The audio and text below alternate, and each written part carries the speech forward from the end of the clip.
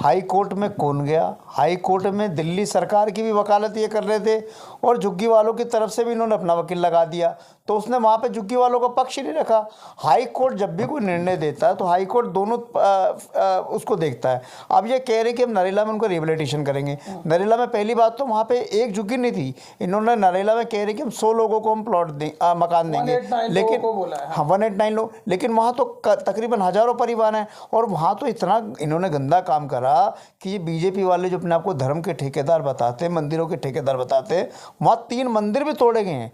3 मंदिरों पे बुलडोजर चला दिया बीजेपी वालों ने। अब ये देखिए कि जो यहाँ पे रहते थे वो कौन थे गरीब लोग? वो जो लेडीज़ थी वो आसपास की कोठियों में काम करती थी, जो जेंट्स थे वहीं छोटा मोटा अपना काम कारोबार करते थे, कोई ड्राइवर चलता, कोई गाड़ी चलता। अब आप 30 किलोमीटर दूर उनको कह रहे हो कि हम भेज देंगे। अब वहाँ वो कैसे खाएंगे, कैसे कमाएंगे, क्या उनका रोजगार का साधन होगा, क्या नहीं होगा, क्या नहीं होगा? अभी तो ये कह रहे हैं बीजेपी वालों ने आज तक किसी को दिया है कुछ?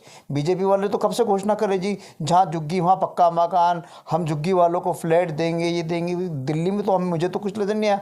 जहाँ फ्लैट दिए वहाँ जाके देखिए आप, वजीरपुर में खुद प्रधानमंत्री दे के आए थे, वहाँ ना बिजली है, ना पानी है, ना सीवर है, आपने दे दिया। मतलब किस तरीके की भारतीय जनता पार्टी पॉलिटिक्स कर रही है। मेरा ये मानना है कि गरीबों की हाय नहीं लेनी चाहिए। तो आम आदमी पड़ता, देखिए मैं क्या कह रहा हूँ, कोर्ट के सामने आपको जाना पड़ता है, कोर्ट के सामने पक्ष रखना पड़ता है।